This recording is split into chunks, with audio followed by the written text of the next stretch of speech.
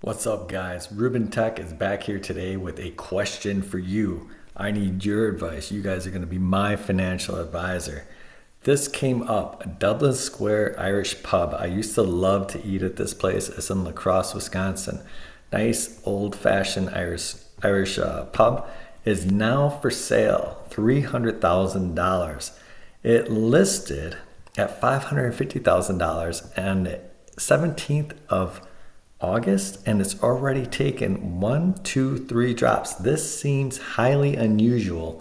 It makes me think that the owners might be having medical or money emergencies or both. Or I have no idea. This is just nuts. Look at it. It's already dropped 250 grand in just what, 2 months. They really want to get rid of this. And when it closed very quickly. It took a lot of people by surprise. Dublin Square Irish Pub and Eatery has officially closed its door after 13 years in business. In a Facebook post, the bar said it would be closing due to unspecified staffing issues. I don't really know what that means. Were they having a hard time getting servers? Were they having a hard time getting cooks? Facebook users expressed sadness and disbelief over the announcement, which is the latest in a series of notable closures downtown. So the downtown area in La Crosse, it did lose another one. Fazies said they were having a hard time staffing also. Very interesting, huh? And then this was just the lady, the Fanuti's Nut and Chocolate Shop closed earlier this month. That was just an old lady. She ran it on her own, and she basically just retired, so she took the shop with her. That was just like a candy store on a local thing. It wasn't really a big deal. But Fazies was a staple place for breakfast, and they ended up closing. They did cite that they were having staffing issues. So right, staffing issues could be, but this price drop, 550 grand to 300 grand, that doesn't seem like staffing issues. That seems like money issues. That seems like something's really wrong. 250,000 off just like that. I don't really know. I guess maybe you're out of it. You don't want to sit. You just want to get out of it what you can. That might possibly be. La Crosse has 170,000 people roughly in that greater area. It has 3 colleges, which is why I'm kind of surprised that they said it has staffing issues, because there's just a lot of young guys and girls here. Are they working at restaurants anymore? The downtown area of La Crosse is known for bars and restaurants. In fact, at one time, I believe 3rd Street was one of the streets that had the most bars in the entire world. This area had a heavy drinking culture, which they've been trying to change. But go ahead and take a look at this. $300,000. This is really nice, right? I don't know that you get all this patio and this furniture. It doesn't really say. But if you did, that would make it a steal. If you got the furniture with this, that would make this an absolute steal, wouldn't it? Look at this. This is super nice, right? What do you guys think? So I don't know. I don't know what to say. I've never been into restaurant business. I know nothing about running a restaurant. But I do imagine owning one, because I always think that it's still kind of untouched by technology. One thing I thought of is what if you made an LLM to read the menu, and then the people come in, they talk to the LLM, and instead of having servers, you would still have servers because some people would want servers. And if anyone had an issue with the LLM, you could be request a server, boom, have a server go over. But for people that want to use it, they could talk to it, order it. It's not like ordering on a food app, which is confusing, right? You just talk to the LLM like a server would talk to you. It places your order, and then you have runners that come out and just deliver the food. So you just have, people are just basically, they're like glorified busboys, and then it's hey, I want a ketchup. I don't have to wait to see my server. I just tell my LLM, I need more ketchup. I need another drink. Pops up. Everyone's got their phone on them. Boom. Okay, I go, table, whatever. I take ketchup. I take a drink. I think things like that could improve. I also think things with bars could improve. For kids, I always thought of something with a little bit of having a virtual environment with bars that would be a big money maker, to bring money in from the outside a little bit to bars. This is an idea I've had for a while. I don't know anything about running a restaurant. What do you guys think? $300,000 for this. If you lived in this area, would you be yeah, let's do it. Let's absolutely do it. You get these machines. See these machines back here?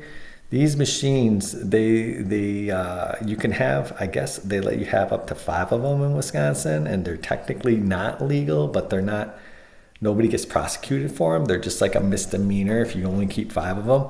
And people say that you bring in crazy money just off of those machines. I've heard bar owners say that they make more off those machines than they do off of like drinks and stuff like that. I don't know if that's the case here. This is more of an eatery than is actually a bar, I guess. I don't know. What do you guys think?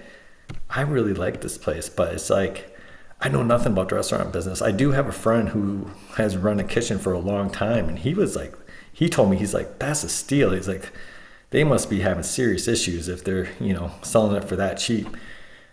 He's like, you could buy it and just sit on it. But obviously I wouldn't want to sit on it. I mean, you would have to open a restaurant, right? That would be the purpose of getting this, in my mind, at least. What do you guys think? Huh? You are my financial advisor. You tell me, should I do this? Is this worth it over stocks? Is it worth to have some money in things like this? The reason I think about stuff like this is because I do believe that real estate is one of these, in business like this, is one of these limited capacity. As America grows in population, there's only so much of this out there technically. And so there's always going to be huge demand for it. And only so many people, limited amount of people are going to own such things like these, right? I kind of look at it like that. Now, of course, you can say you can always build one. But what I'm saying is, it's not like everybody has one. It's always a limited amount of people. And so because of that, I think that owning things like this can be a good investment, right? Now, a lot of you who maybe have owned one will say, it's a terrible thing. I don't really know. I mean, what do you think, right? I'm really interested in this. I just need some advice. I don't know who else to talk to.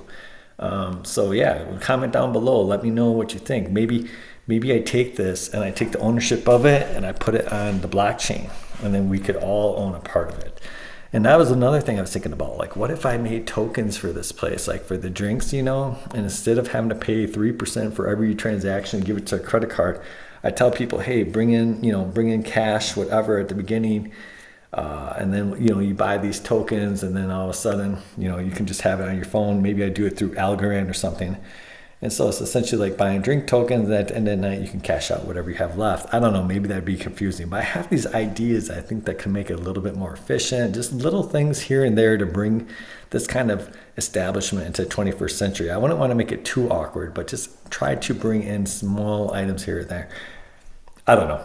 Anyways, I'm kind of ranting. I saw this, I hadn't noticed it until just a couple of days ago, and then I've been obsessed with it. I'm just like, wow, I can't imagine, right? It's huge. It's downtown. It's 3,200 square feet. It's a big size, right? 0.06 acres. You don't have any land. You just got the corner. But it's a good size restaurant, right? Got a full kitchen. $300,000 seems like nothing for this. But what do you have to have in reserves to run a restaurant? You probably need $100K in reserves, right? Just to pay staff, get food, stuff like that for the first year. I don't know. 3,200 square feet, yeah, right up here. Okay. Anyways, let me know what you guys think down below. You are being my advisor. Should I just keep my money in stocks and ignore stuff like this, or something like this? Would this be good to run? Just so you do know, I am not working full time right now, so I would have time. I could contribute time to this. I could actually, I don't know if I would be a good general manager because I don't know anything about restaurants, but maybe I could learn. Okay, that's all I got for you. You guys take care. Let me know. Oh, like and subscribe down below.